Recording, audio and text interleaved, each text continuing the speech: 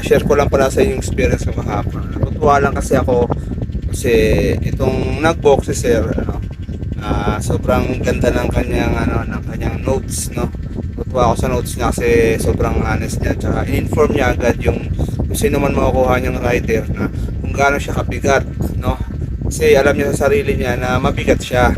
Kaya naman nilagay niya na siya ay 5'10", na medyo may kalakihan siya, tapos nasa 105 kilos siya, no.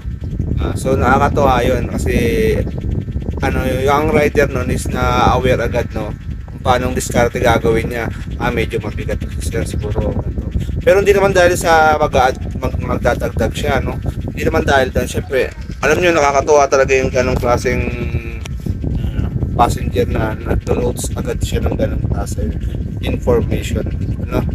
Kasi makakapag-ready agad yung rider, no? Hindi dahil sa sa tip niya, hindi dahil sa notes niya. Kaya kahit malayo yung pick up location, tapos siya mabigat, okay lang. Gusto ko siyang kunin kasi natutuwa ako sa kanya. At dahil diyan, pick up ko talaga siya. Kahit i-cash payment ko siya, okay, no problem niya sa akin. Yun lang mga pop, share ko lang, sana ganito lang lagi, Ayan, saludo po.